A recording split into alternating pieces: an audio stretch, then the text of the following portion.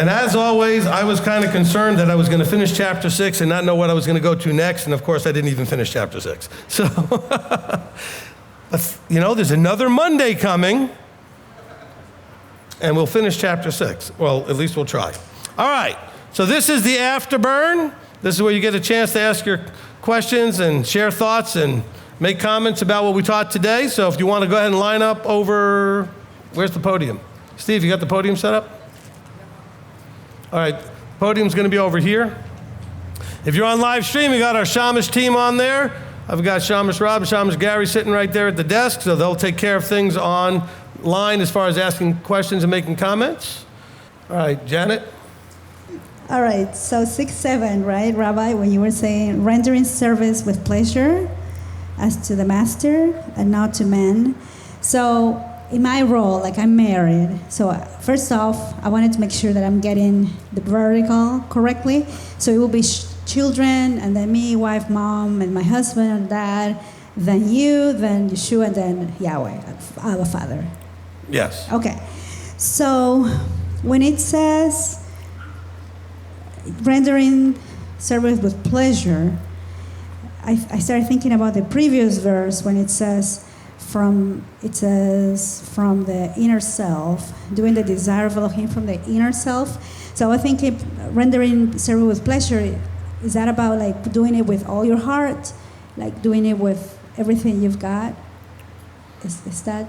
Well, rendering, in other words, it's kind of like whatever you do it with joy in your heart, with pleasure. In other words, not looking at it begrudgingly or as drudgery and work, but that you're doing it saying, and by the way, we're talking about the obedience and the submission, not necessarily the task. Okay? He says, not with eye service, not as men pleasers, but as servants of Messiah, doing the desire of Elohim, rendering service with pleasure. Okay, how many of you have ever been at a resort, because this is usually where you see this more than anything else, and the people that are serving you, you feel, whether it's true or not, they convey that it's their pleasure to serve you, that there's nothing else they'd rather do. I'm not talking about when you go to the local restaurants here, awful, okay? Because the people that work at most of them look at you like you're annoying them, asking them to do their job, okay? And they look irritated when you ask them for anything. But if you go, for example, like on a cruise, you go to a resort, you see people that look at you like when anything you ask, it's the greatest thing that they could do is give you whatever it is you asked. Now, they may not feel that way, but they're conveying that. He's saying you need to feel that way. You need to be your pleasure to come and submit to authority. Because if it's not, you're likely to rebel at some point. That's the key, all right? Thank you, Rabbi. You're welcome. So with that, I have, as you say, we're being watched, and we watch other people too. So with Rebbetzin, like if we're out after Shabbat, and then you say, Rebbetzin, time to go, she immediately goes. And then, are you ready to order? She immediately, she does that. She has that respect and all, towards you. At least I've seen that, right? That's what I've seen. So I don't think I'm always like that. With my husband. So when you were talking about Sarah and she was calling Abraham master, can you elaborate a little bit more for the ones who are still working towards having that all reverence, respect that we should have for our husbands? Thank you. Okay. Look, it really does lay it all out here in chapter 6. It doesn't say anything about that in Genesis, where she said that it was her pleasure really to refer to him as master. If you are doing the roles correctly, then it's easy. Let me ask you a question. As you develop your relationship with Messiah and with the Father, does it get harder or easier to trust them? Easier. Why? Because you see that they are what they claim to be and what they should be. What you expect them to be, that's what they are. Okay, so husbands, if the husbands are doing their job right, then a wife should feel safe, protected, provided for, and all the things that, and so she should have no problem calling him master. So when he says, sweetheart, I need you to grab that, make this, we've got guests. She's ready to say, yes, sir, absolutely, no problem, because I want to make sure you look good, you've got this thing to do, and you wouldn't have asked me to do it unless it was needed to be done. There's a trust, there's a relationship there. That awe, that reverence and respect. But Abraham earned it, because he was a mensch. He was a real man. And so the challenge for you ladies is you're married to a bunch of guys that are not quite there yet. Some of them, okay? Almost all of them, including me, not quite there yet on some level, but some of them more, some less. And so what you need to do is cheerlead them that they can be that. Don't rip them down and pick on them because they're not that. But say, I want to look to you and call you master. I want to know that I can trust you and believe that you're going to take care of me and provide and protect. And so just believe in them. After all, unless you're going to get a divorce, that's what you got. So picking on it, mocking it, and tearing it down is never going to get you what you want. Encouraging, believing in, and supporting it will, or at least has a chance to, okay? Did that answer the question, Janet? Okay, good. All right, next, Jennifer. Hey, Rabbi. Hi, that's better. So I just have one question. We're talking about authority. And so if somebody has chosen for you to be their teacher, their rabbi, their authority, I know that if somebody's married, their husband, they have their husband, or if it's children, it's their parents, that authority is in their life. If we have a boss, there's that authority. But spiritually speaking, if we've chosen a rabbi to be our authority to speak into us, is it appropriate for us to have other like mentors or people spiritually that are speaking and we're giving authority to speak into our lives? All right, so let's say you did that. What do you think that would end up looking like eventually? Well, what's the reason to do it? Why would you do it? What would be the positive? Give me the pro of doing that. Why would you do that? So I guess for me, what I'm thinking is, let's say somebody has a quality in them that I want to emulate. Like I see them really having success in an area spiritually that I'm not. And so I'm kind of seeking their guidance and... Okay. All right. So there's two. I need to ask that because I need to have a little bit more clarity what you're talking about. You don't want more than one authority figure. Okay. Now let's say you have a woman that you notice is walking this out and seems to be successful, and you as a woman want to learn, how are you doing that? What are you doing? It does say scripturally that the older ladies who are successful are supposed to then teach the younger ladies. So that's perfectly appropriate. What the drawback is if you're talking about a actual leader, authority, teacher, fivefold person, if you have more than one of those, it will eventually lead you to confusion. Okay? Now, the only way that you don't end up with confusion is if you have a vertical that's underneath actually your vertical. So like, for example, if we had somebody who was leading a congregation that was part of MTOI, I'm still above all that, so they would submit to the authority in their local congregation, and then I can still be there because we're still all saying the same stuff, all right? What we want to is not have the toss to and fro confusion thing, all right?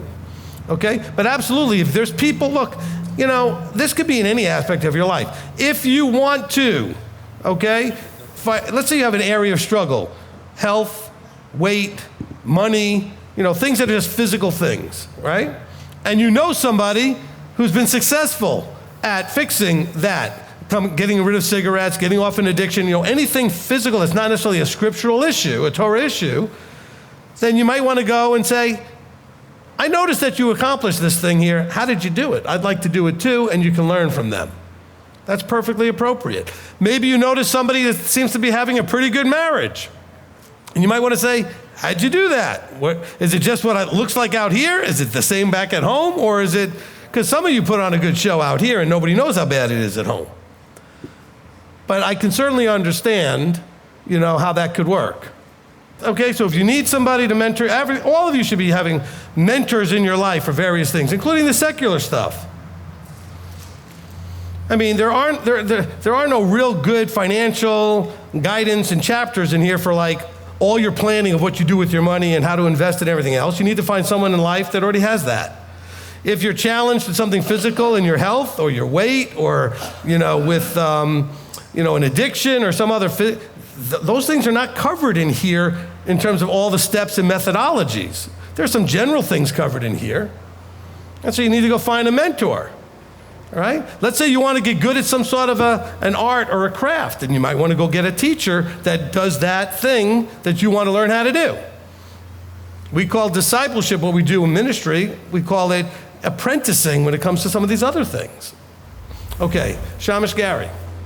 Shalom, Rabbi. Shalom. So on the heels of that, it's kind of what I was thinking. A lot of people go through a lot of struggles when they come into this, and they are trying, because they're shunned by their family or their friends, whatever, as they come to this, and just as trying to vet a spiritual leader to be a spiritual father or even a mother or whatever.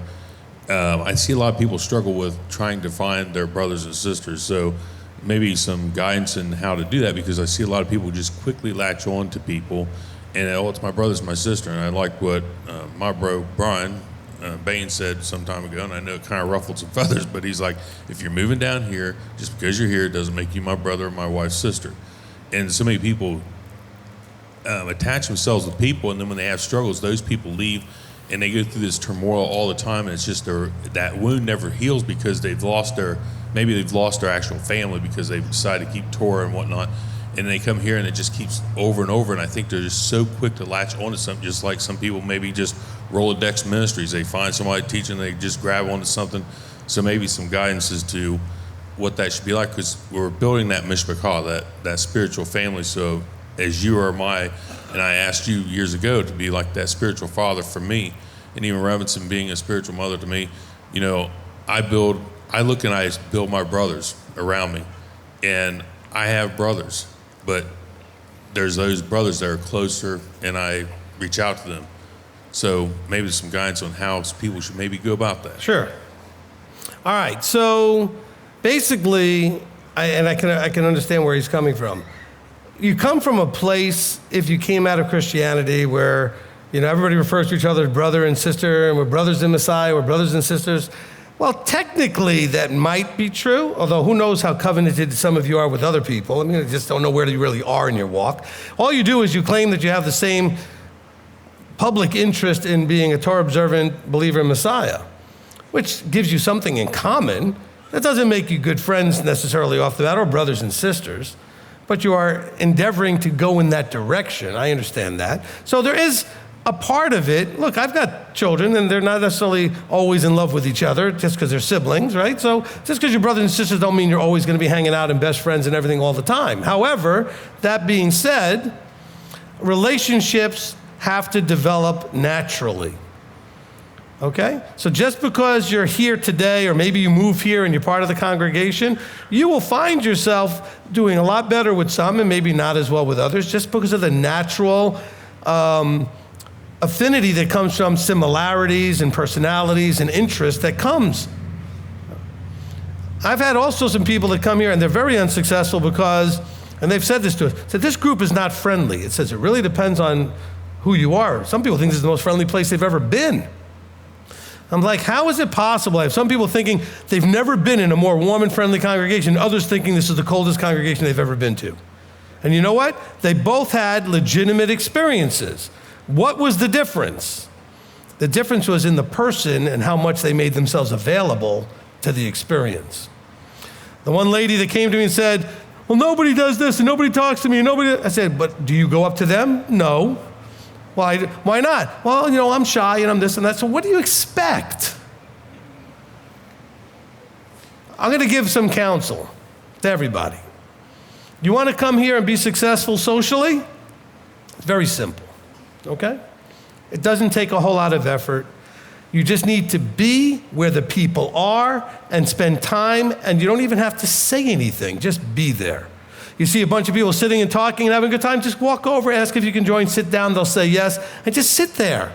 And then if they all go out to eat, you don't even have to eat, just go with them. Spend time with each other. You'll learn the rhythm of that group. You'll figure out how to jump in, where you can fit in and contribute. All the people that I've seen be successful is because they went and showed up and did. It's just, other people whine and complain. I'm like, but you don't go when we go. You don't come to the things we do. I mean, we do a lot of social things spontaneously. And you're all welcome almost always to join other people when they go. Some of you are like, well, you guys go out at like 10 o'clock at night Saturday after Oneg, after hanging out, and that's too late for me. Well, then don't go. But don't complain that you're not part of the group. I'm just saying. You want to be with the group, you got to be where they are when they are. And don't want to expect everybody's going to bend to you. It's not going to happen. It's the nature of it, okay? I remember when I was younger, I worked a lot, as you know, okay, at anything that I was doing. And I worked times when other people were doing social things. I had a lot of nighttime things. I was a DJ, I did parties, I did all this other stuff back in the 80s. Everybody was a DJ, so just so you know. And so I was too. And the thing is, people would invite me to go out. And I would say, no, I'm working, no, I'm working. After about the fourth time, guess what happened? They stopped asking. So don't be offended and don't judge the people that are not just, effusively just loving all over you. What are you doing? You go and be friendly. Don't just boisterously just jump into the group and not know the rhythm of it. I like to use the analogy. Some of you remember double Dutch jump rope, okay? You had to find that rhythm to know when to jump in. You couldn't just jump in. Because if you jumped in wrong, you got smacked by one of the ropes, or both. Social interaction is like that. You have to find the rhythm. So show up and hang out and observe and just smile and be a part of, laugh when everybody's laughing and have a good time. And eventually they'll recognize, hey, you keep coming to these things. Tell me more about you and get to know you because they'll see you're interested. And then next thing you know, you're part of the group, whatever group it is. Because we have lots of little groups. They're not cliques. They're not exclusive. They just tend to gravitate to people that have certain things in common, so they're attracted to hang out because they see life a certain way and like the same things, talk about the same things, so they kind of fit together. And so you'll find the group you fit in. We've got enough people here. We've got lots of different little groups of people that sit together and tend to do things. But I promise you that I've yet to hear anybody be told you can't come and sit with us. No group does that. Sure, come on, sit down, And then I would just sit down and just watch, observe, jump in where you feel appropriate, participate, but just don't be feeling like there's anything you have to do. Just kind of get to know everybody. And then they'll get a chance to get to know you a little bit. Next thing you know, it's all working out just fine. Does that make sense? Okay? All right? Okay, Shaman Steve. All right, well, I know there was talk earlier and you covered some, but maybe you could help us recognize that sometimes when we find ourselves in challenging times, it's a result of our poor choices. So how you can clarify that we can recognize that so we're not making the same choices over and over again and repeating the same challenge that we just finished yesterday. Okay, I guess we're continuing with our group therapy session. Somehow it always turns into that, doesn't it? All right, so you, right, all of you, are exactly where your choices have put you. Don't tell me this happened to me and that happened to me. Unless it happened like last week and now that's why you're where you are, that's not the reason you're where you are. Because whatever happened to you 40 years ago and 30 years ago and 20 years ago, by now you could have made other choices to be somewhere else if you're still somewhere because of that. You are exactly where your decisions and choices have led you to be. That's the bad news, or the good news. You know what the good news is? Making different choices now means you'll be somewhere different in 10 years, 5 years from now, because it will lead you eventually to a different location in life, in experience, in whatever you're doing. You've been making bad financial choices. Start making good ones, you'll be in a whole different place. You've been making bad relationship choices. Start making good ones, you'll be in a different place. Different choices, different result. Stop making excuses, though. Well, I can't do this because, and then you feel like, because of what happened to me when I was a kid, because I'm old, because I'm young, because I'm a man, because I'm a woman, because I'm tall, because I'm short, because I'm handicapped, stop making excuses. There's no excuse. Every single thing that you could use as an excuse, I can find you somebody with the same thing who's found a way to do it. Whatever it is you're trying to do. Everything. I can find you somebody more handicapped, more trauma experience, more something, and they found a way to overcome it, move forward, and be successful. It can be done. But it takes you making a choice to own your present, even though your past may have been just ridiculously, whatever, traumatic, dysfunctional, whatever, but you can own this moment forward, okay? I'm not discounting the terrible things happen to you. I talk to a lot of people. I've heard some really horrific things that people have gone through. Real things. But they're not happening anymore, which means that you can now make choices to own that the past is the past. It doesn't need to be in the present or the future. I can now move forward. And until you do, you won't. You'll just still be exactly where you are. Don't come to me to counsel and think that I'm going to give you the magic bullet, the magic cure, the magic something that's going to just make the past not be what it was.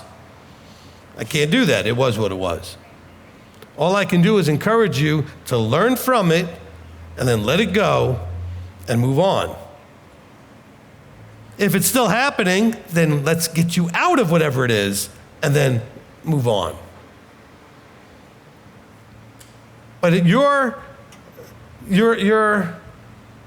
almost addicted to the excuse because it justifies you not having to do anything. Or it justifies your failures, it justifies your lack of effort, it justifies everything. Well, of course it's this way because I was raped when I was 5, or because I was, beat up by this when I was this, or I was that when I was that. Those things are awful. But they're not the reason your life sucks now, unless you let it.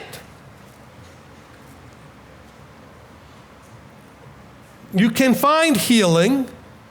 You can forgive, which means releasing all that negative emotion, and you can go forward with shalom. It's not just a choice and it's done. You need counsel and help to process but you have to want to process it so that you can move on. Trust me, please don't misunderstand my words when I'm saying these things like I don't have empathy or sympathy for the trauma. I care that you finally get the trauma to end. Most of you are still dealing with stuff that happened a whole life ago, and yet it's still affecting your present. Why would you give the power to that person that did that horrible stuff to you, that much power to ruin your now when that happened 25 years ago or more? Why would you give them that much power? Well, I don't know how to fix that. Then find somebody who knows how to help you fix that. But you have to first want to fix it and acknowledge it needs to be fixed. Instead of fatalistically just saying, I'm doomed because of this terrible thing that happened to me. You're not doomed because some terrible thing happened to you. You can end up in a great place, a much better place, starting right where you are. It takes a decision that that's where you want to go and that you're going to go to that better place, right? Emotionally, physically, financially, whatever it is, relationally, you're going to go to that better place. Amen? Okay? Yeah. Look, I'm not a trained psychologist or any of that kind of thing, but I have a lot of training and background in understanding why we do what we do and why we don't do what we, the things. Come and counsel. I do a lot of trauma counseling and other things. If I think you need to go to somebody else, I will send you. We even have other people that work with me that I can send you to. But at least come and see me. There might be things I can help you with in terms of being able to compartmentalize your problem and your trauma and be able to then move on. Otherwise, you're now just fatalistically accepting this is as good as it gets. My life right now is pretty good. I am not believing it's as good as it gets. You should never believe that it's as good as it gets. You should be dayenu, it's good enough, right? It's good enough. If it doesn't get any better, I'm happy. But I believe it can be better. I always believe it can be better. That way it keeps me moving in that direction of trying to get it to be better. But I totally have peace if it stays this way. Now, if you're in a place where you don't have peace, then you need to at least fix that much. So you get to that place where you can have the peace and say, if it doesn't get any better, this is okay. I'm okay with this. I'm good with this. If you're not, then you need to fix it, and you can. You ever wonder why there are people out there that are so successful seem to never be satisfied? It's because they really believe there could be more. Because believing there could be more is what got them what they have in the first place. And so it's a very strange question. I study these guys all the time for years and years and years. It's a strange question when somebody actually might ask them, well, how much is enough? What's the number you're looking for? What are you aiming at? And they look at you like, I don't understand the question. What do you mean? What, and they might throw a number out like, I don't know, $1 billion or this or that, because it's not about that. It's about what can they do with the money? What can they do with the lifestyle? What can I do to bless other people? Whatever it is, this ministry will never have enough money to do all the things I'd like to do to help the people and plant the congregation and everything else. No matter how much it gets, I will always want more to do more. Do you understand? Same thing in my personal life. I would always want more so I can do more. Not so I can own more cars, more planes, but what are you going to do with whatever it is? If we get your life fixed, what are you going to do with it? See, part of this fixing and going forward is, what are you going to do if we get you there? What's the destination you really want? I don't want to be here. Okay, I know you don't want to be here, but where do you want to be? Not here. I want you to stretch that vision to where do you want to be? I know you don't want to be here, where you are in your life right now. But you're like, but I can't even envision anything else. Then we have to help you to have vision, to create a space for a vision to birth and bloom so that you can see something beyond where you are right now. And I can help you do that, all right? Okay, good question. Okay. Hi, Rabbi. Hi, and what was your first name again? Annabelle. Annabelle, okay, Annabelle. On verse 5, right here, it's talking, he just finished talking about masters, and we're servants, correct? Yes. And so when it says here, obey your masters according to the flesh, with fear and trembling in sincerity of the heart, as to Messiah, according to the flesh, that would be like you. The wording there is very problematic, saying it, because it doesn't have to translate according to the flesh. Those that are here, okay? In other words, it's not saying obey those in the heavenlies here. No, it's trying to tell you that in obeying those that are here, you do it as you would to those in the heavenlies. Okay, so that's what he's trying to talk about as in the flesh, those who are in a flesh suit, okay? Okay, and if you can expound on with fear and trembling, so if we're to obey, because I've listened to a lot of teachings of yours, and when I first got into the walk, there were a lot of teachers that I was listening to, and I was in confusion very much. And then it was like Abba just started showing me things because I started listening to you more, showing me things on why I had to drop these other teachers because I was being very confused. Would that also be like fear and trembling, where I'm just trying to go the right way that the Father wants me to go, and not to pay attention to like people that are trying to say, well, you can't just listen to one person? Well, look, it's not talking about that from that point of view. I mean, your points are correct, okay? But connecting it to the fear and trembling is not really the thing. You're recognizing earlier on when it talks about being tossed about, that's the problem, okay, when you listen to too many people. So I don't have a problem at all with you listening to anybody you want to listen to. Just recognize if you don't have that one teacher that's your teacher, that when things do get confusing, you can go and get your head cleared up, you're going to be confused a lot, okay?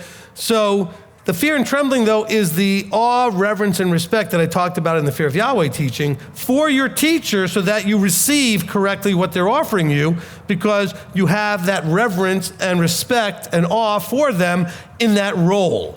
Not as a human being, like, oh, he's the, but I have respect for you in that role, which means I'm going to approach you ready to listen, fearing disappointing, fearing letting down.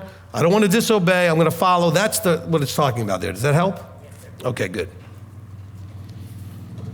But you will get a lot of people out there that will attack you and say, "Oh, well, you shouldn't listen to just one person." I'm not really sure where that verse is that they might think they're quoting. It doesn't exist. But you should, relationally, you should be under a vertical, and a vertical isn't like a group think above you, okay? So it's not the council of teachers above you, it's one person, all right? That vertical thing is a straight line, okay? All right, Kay. Shalom, Rabbi. I just wanted to say a comment. I just wanted to say how much I appreciate the counsel, how much I need the counsel, how much it's changed my whole life. I always say it saved my life in the essence that I was just going through the motions of life. And the Father showed me you, and you showed me a different way. I was stuck in a matrix, and you're just like, just leave. I'm like, you can't just leave.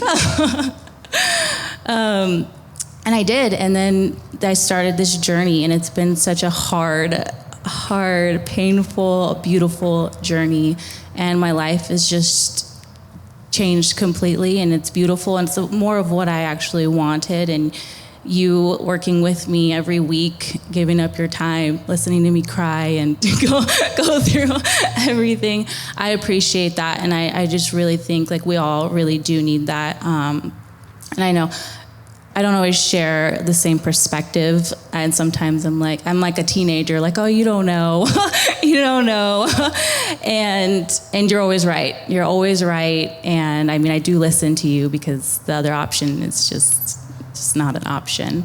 But I appreciate that, and thank you for all the time and the hard work and the encouragement that you've put into me and my family. Amen. Thank you. Appreciate that. And there were plenty of times where she felt like I didn't understand or what she I said, listen, you just trust me and you just go ahead and follow through. And so there were some moments where I got a little strong too, which is necessary. But you know what? She didn't get upset and run away. She understood that was what needed to be done, okay? And I think that's really the hardest thing. All of our thing, when you were raised in the church, it was called faith, right? Right? We're all told we all have to have faith. We're members of a faith. We're all believers, believing in faith. We know what it ultimately comes down to is trusting, right? Why would you do all of this stuff? Because you trust. In other words, you believe with confidence that something is going to happen if you do these things. So you trust your Elohim. You believe. These are words that are so overlapping and kind of tied together, and you get to practice that with someone. Now, of course, it's very dangerous and scary to practice it with a human being. All of you have been abused by leadership. All of you have been taken advantage of, mocked, ridiculed, abused, neglected, whatever you want to call it. I mean, I know every possible thing, but that doesn't mean that the structure is wrong. It means it's just been done very badly. And so it's not easy to be in my role knowing that I'm dealing with people that don't have that experience to just naturally say, well, of course I would just trust you because leadership is good. Some of you have never had good leadership, and so you're very much looking at me with a little like, okay, we'll see, all right? And I get that. Because your friends are all going to just say, well, that's the cultish thing, and that's the control thing. But yet, if any of you ever counseled with me and tried to get me to actually do something that would be controlling and cultish, I refuse. Some of you will, trust me so much, you're like, well, just tell me what to do. And I'm like, nope. I will give you guidance. I'll give you ways to look and approach things. Look, I had somebody the other day, had a challenge with working today or not working today. And I didn't say what to do. And they made their own decision. They made the right decision. But that was their decision. Okay? And they came up to me after making this decision saying, the other day, I don't understand why you didn't just tell me. Because it had to be your decision. I gave you what you needed to make the decision. And they did. Okay? So and sometimes I do that and people don't make the right decision. And then it blows up in their face and they learn a lesson and they make a better decision the next time. But that's all you can do. But Kay keeps coming back, and so do a lot of the others, because they know that ultimately it's working. Next, I appreciate those words. And I'm glad you guys got to hear that, because maybe some more of you will give it a try and trust it a little bit. Like this gentleman right here, Mr. Rocky Mosley. Thank you, Rabbi. It took me months, probably almost a year, to trust you. I mean, I spent thousands to come down here to see if he was a show or if he was real. And then I finally actually started to counsel with you. And at times I would be such an emotional mess that most of the conversations was me crying and you just comforting me. And you never really said nothing like something astronomical that I couldn't understand. It was so simple, such simple directions and simple orders. And at times you would raise your voice, and I remember many months ago, I was in this emotional turmoil and didn't even know if there was one or two of me, because part of me could manage myself and the other part of me, I'd just be this emotional mess. And in this crying and this little tantrum that I have, I was like, but all I really want is married. And are you kidding me? It's an emotional mess. It's like you snap out of it. And it's like, wow, you're right. I was so afraid. I was afraid I wouldn't even fart right. Like, oh my goodness, what a mess I am. But I mean, I really come to know you. I mean, I spent the time to get to know you, and under the how I want to put this, how you was going to let that relationship be. And I was willing to do whatever. I was desperate. I'm like, whatever this guy is doing, he's doing something right. There's no man that taught like you have taught. There's no man that has teachings like you have. There's no way. You can't fake that. I've said it before. You can't fake real. And I've come to realize that. Thank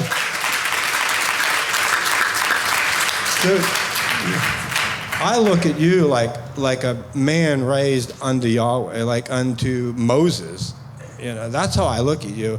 And that was difficult, That was the most difficult part, that Ephesians 4, that, these are these prophets, these teachers, these evangelists, and the rest of the other two that I can't ever remember, that, and you are one of them guys. I'm like, whoa. So that's always been really difficult for me to really swallow. I still struggle with that back and forth. I'm like, really, is this? But I know it's true.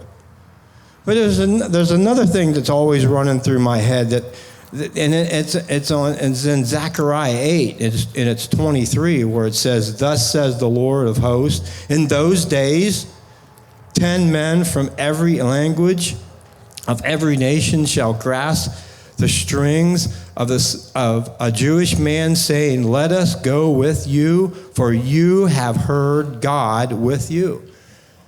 And that's how I look at you also. And I know there's nothing new under the sun. It's all future to the Father. Whether, in those days could be right now, in those days could be tens of thousands of years, for what it's worth. Thank you. Okay, thank you, Rocky. All right, so look, I want you to really get a few things from what Rocky said that were really, really just critically important. First is, this is not a man that just decided to come follow a cult leader. He wanted to vet, and he vetted hard. And when he said he spent money, because he didn't live here. So he would drive down here, stay in hotels, do what he needed to do, because he had to figure this out. And he wanted to know what was real and what wasn't real. And so I really want you to understand that. And he said, I see him this way now, but I didn't at first. And I was very reluctant because I didn't want to just get suckered into something, whatever else. But I wanted to vet this out. So that's really very, very important. And the first thing is that you have to go through this vetting process, okay? And then secondly, he said that he got both comfort when needed, and a strong hand when needed in counsel. In other words, he got what was needed. When he was crying and just falling out emotionally and going through whatever turmoil he was, he got the comfort and encouragement needed. And when it was something that needed to kind of get a little pierced right through the nonsense attacking sort of voice that says, hold on, stop, he got that too. And so it all has to do with appropriateness and what's necessary. And so just so when you counsel, know that you could get whatever you get is because it's what you need at the moment. So don't ever think, oh, I'm just going to go and Rabbi's going to yell at me. If you need it, if that's what you need. Sometimes you need a louder voice than the voice in your head, and I can be louder than any of that. Okay? But sometimes you need a softer voice and a comforting voice and a encouraging voice. I've given him so much encouragement, and he needed it at the time. I've also given a couple of smacks and told him, you're off base, and he needed that at the time. And what he recognized as it was valuable. And so he kept coming, getting more. And Yahweh has blessed him now to where he's moved here, found himself a wife. I mean, like it's all just, you know.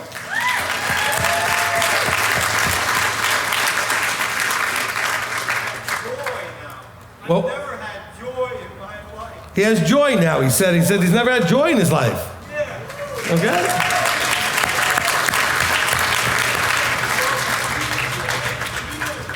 Real joy, not just sort of like, he has real, true joy.